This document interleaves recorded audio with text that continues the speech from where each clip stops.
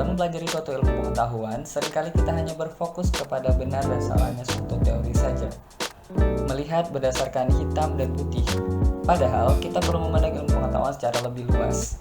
Bahkan matematika pun yang kita kenal sebagai ilmu pasti juga menerapkan sistem persamaan, yang dimana 1 ditambah 1 sama dengan 2. Bukan 1 ditambah 1 adalah 2. Karena mengapa di saat kita menginginkan atau ingin mempelajari dari hal yang berbeda, contohnya akar, 1 ditambah 1 sama dengan akar 4 juga tidak salah.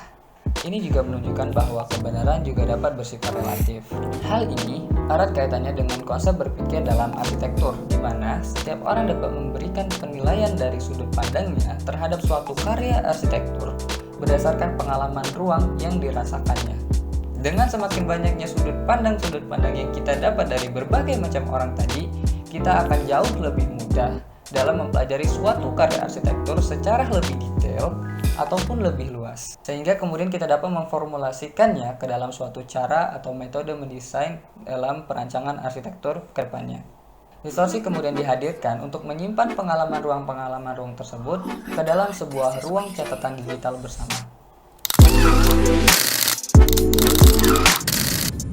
Banyak sekali hal-hal menarik dari pengalaman kita selama berarsitektur yang terkadang hilang begitu saja karena memori kita yang terbatas. Lalu kami terpikir, untuk kenapa tidak kita dokumentasikan saja pengalaman-pengalaman menarik tersebut ke dalam sebuah platform digital yang dapat diakses oleh banyak orang atau bahkan dapat menjadi sebuah media pembelajaran bersama. Seperti namanya, distorsi, yang berarti perubahan makna yang diinginkan. Distorsi dihadirkan sebagai media yang tidak terbatas hanya dari benar dan salahnya suatu teori saja, namun membangun persepsi bahwa setiap pemikiran kembali kepada kendali setiap individu yang memahaminya.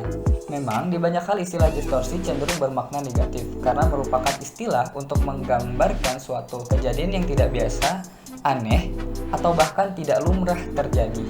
Namun, di sisi lain, suatu ketidakbiasaan juga merupakan suatu bentuk ekspresi yang dapat menunjukkan bahwa kendali penuh oleh pelaku karyanya. Nama distorsi juga merupakan akronim dari diskusi studio arsitektur, yang berarti sebagai ruang diskusi, sebagai ruang sharing dan berbagi informasi-informasi seputar studio arsitektur.